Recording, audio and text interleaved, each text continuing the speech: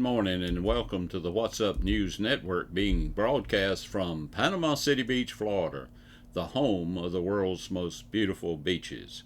I am Jim Free with Jim Free Realty. Please click on the red subscribe button just below the picture. In the local news, the recent tragic condo collapse in Surfside, Florida is drawing attention to high-rises across the country. In Panama City Beach, inspections on dozens of buildings are becoming more common.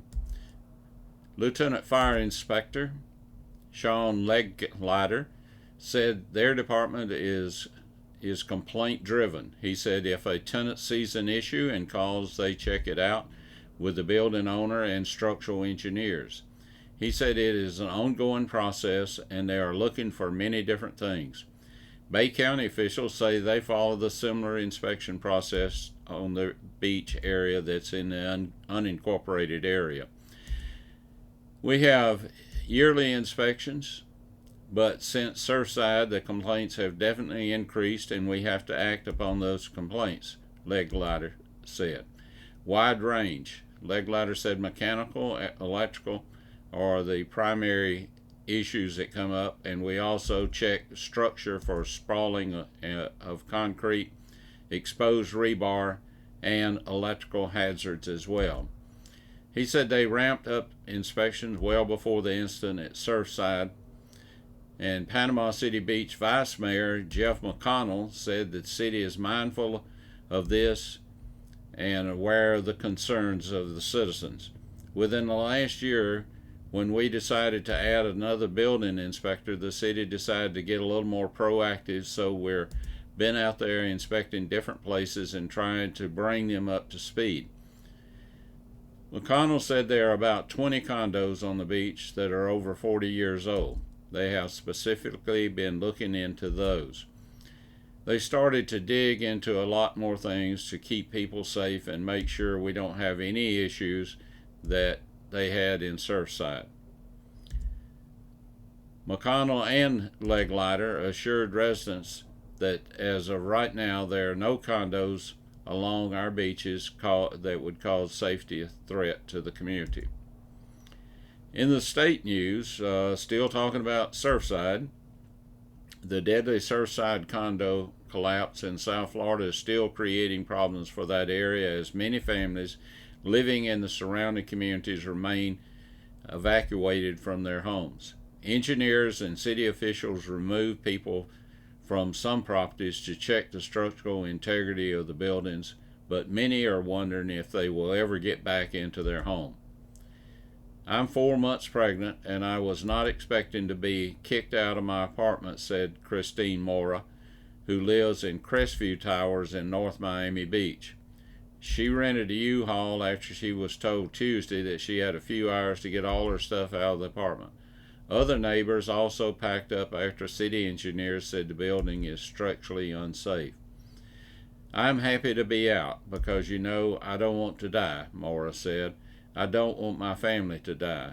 I have a family on the 5th floor. So far, 8 buildings, many with hundreds of residents, have had to mandatory or voluntarily evacuate over the last month.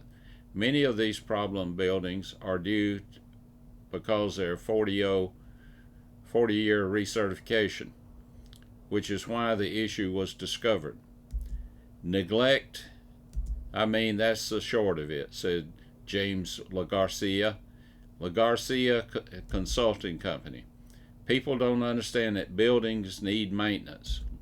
LaGarcia is a consultant who works with condo boards on maintenance projects. Every building starts to deteriorate from the moment it's built. There's a life cycle with all materials and all construction. In certain areas of the world, the life cycle is shorter because of the elements. Florida is a tough environment for these buildings. He says a lot of condo boards that were wanting to put off work before have now decided that construction work must begin immediately. In the national news, Coach Bobby Bowden, who is considered by many to be a national treasure, recently announced that he had been diagnosed with a terminal medical condition. In his prepared statement, he said, "I've always tried to serve God's purpose for my life, on and off the field, and I'm prepared for what is to come." Boughton said in a statement shared with the Tallahassee Democrat, "My wife Ann and our family have been my life's greatest blessing. I'm at peace." Yes, Bobby Bowden is one of the winningest coaches in American history, winning 357 games. But he has never been just one-dimensional. He has been a father and counselor to the boys he coached and to the assistant coaches that worked with him. He is respected by everyone that knew him. Bobby loves Panama City Beach and has been a vacationer and property owner here for many years. After he retired from coaching, he was able to increase speaking engagements at churches across the country.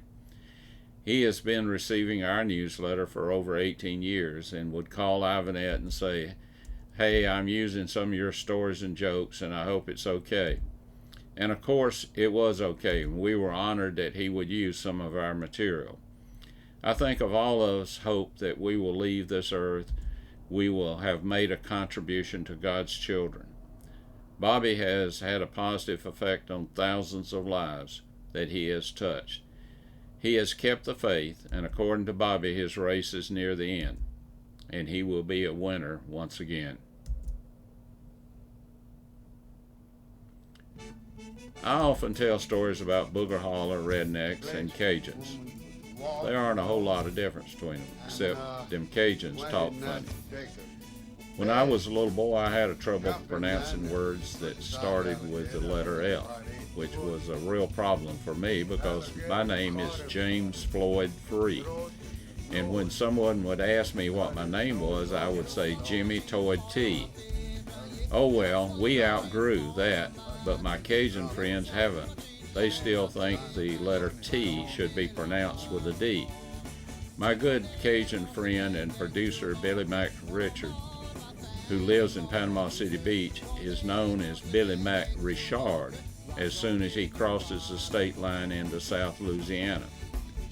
Cajuns are also known for that good Cajun food like filet gumbo, jambalaya, crawfish pie. That might make a good song. Billy tells me that Cajuns will eat anything that don't eat them first. I believe him. Gumbo can be made of anything that is left over from previous meals, but if you want real filet gumbo, it has to have ground sassafras leaves and okra in it. The Cajuns don't waste nothing. If they kill a hog, they eat every part of it, including the innards. Us folks in Booger Holler have pretty much settled to eating bacon, ham, sausage, pork chops, and we kind of laid off the chitlins, hog brains, and pickled pig feet. I don't think anyone in Booger Holler is eating possum now.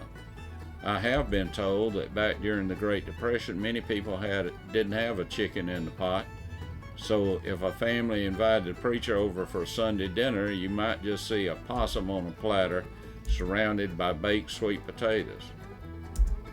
Nowadays, if you want a Baptist preacher to show up for Sunday dinner, you had better have some fried chicken on the menu. Billy Mac Richard and his good friend Scott Boudreaux were walking through the woods one day when Boudreaux grabbed Billy Mac by the arm, pulling him back. Boudreaux said, "Woo-wee!" Billy Mac, "Look, that big hole you almost stepped in." Billy Mac looks down the hole and says, "Woo-wee, Boudreaux, that sure looks like a deep hole. I wonder how deep it goes." They find a rock and throw it in the hole, listening to see how long it takes to hit the bottom. They don't hear nothing. They find another rock and they repeat the process, but still they don't hear nothing. Billy Mac notices a railroad tie laying in the bushes. He picks it up and throws it in the hole. While they are listening for the railroad tie to hit the bottom, a little billy goat comes running out of the bushes, runs right between them, and jumps in the hole. A few minutes later, their friend Hebert, they pronounce it Hebert for the folks that don't know how to talk Cajun, comes walking through the bushes. Boudreaux says, "Hey, Hebert, what are you doing way out here in the woods?" Hebert answers, "Well, I'm looking for my little billy goat." Billy Mack say, "You want to hear something funny, Hebert? The strangest thing just happened. A little billy goat just came running out of those bushes and jumped right in that deep hole right there." Hebert says, "Oh, that couldn't be my billy goat, because my goat was tied to a railroad tie back there in the bushes." Moss, there you go. Well, interpreted, if we would say it, well, there you go. See, we say the same thing as those Cajun folks. We just say it a little bit different. On the political scene, we like to have a little class to this program, so I wanted to mention that the Hunter Biden art sale, and of course Hunter is the son of Big Guy, and that sale is going on. If you would like to pay upward of $500,000 for one of his fine art pictures, you're welcome to do that. I try to be very careful about who I quote and make sure I give you all the information I can dig up on the person I am quoting. David Joel Horowitz was born in the Queens, New York in 1939. His parents were both teachers and both members of the Communist Party. David was raised as a communist. And in the 60s, he moved to California and was associated with Black Panther founder Huey P. Newton. He edited Ramparts, the largest magazine on the radical left. He marched, he wrote manifestos, and he attacked America wherever and however he could. Horowitz introduced his friend Betty Louise Van Patter to Elaine Brown, who had taken over the Panther operation while Huey Newton was living in Cuba in 1974 after he killed a teenage prostitute. And this was not the first murder that Huey was involved in. He had also killed an Oakland police officer a few years early and only served a light sentence for that. So Horowitz recommended that they hire Betty Louise Van Patten as a bookkeeper for the Oakland Training Center, or the Learning Center. And it was not long before Betty realized that the Learning Center was embezzling millions of dollars from local and state educational funds. Soon after reporting this to Elaine Brown, Betty disappeared, and later her body was found floating in the bay with her head smashed in. Horowitz was sure that the Panthers had killed his friend. This was his conversion moment. He went from being far left to being far right, and is now head of the Freedom Center. So why would we believe what Horowitz says? Well, you could say it takes one to know one. Horowitz should be able to recognize communists and Marxists because he lived it, and he wrote some of their playbooks. Here is what he says in a recent letter that he sent me and a lot of other people. You can make your own decision about this, how accurate he is. I probably would not have paid much attention to what David said if I had not heard General Mark Milley testify before Congress and read the quotes that were attributed to him where he believes that Americans that have conservative views are like Nazi brown shirts. David Horowitz wrote, "The greatest threat to our military right now isn't Russia or China, it's Washington, D.C. It's the American-hating politicians subverting armed forces with divisive propaganda. It's Defense Secretary Lloyd Austin restructuring the Pentagon training to revolve around the doctrines and false history of critical race theory and the 1619 Project. It's Bishop Garrison, hand-selected by Secretary Austin to lead the military's purge of conservatives. It's Admiral Michael Gilday pitting white sailors against non-white sailors, citing the works of American-hating Marxist Ibram X. Kendi. It's General Mark Milley, who sided with violent Black Lives Matter terrorists that torch our cities to the ground, bowing to the critical race theory dogma to keep his job when Biden took office. It's Air Force Chief of Staff Charles Q. Brown, Jr. He is a leading candidate to replace Milley, betraying his own country and branch of the military as its top enlisted leader. And it's every last bureaucrat that appointed them, nominated them, or have enabled them. Former HUD Secretary and renowned neurosurgeon Ben Carson says critical race theory is a bunch of garbage because it teaches that people's race is the ultimate determination of who they will be. Critical race theory is taught to convince people that their fates are predetermined by race. Thomas Sowell, the brilliant economist, said critical race theory is revenge society and racism under a new management.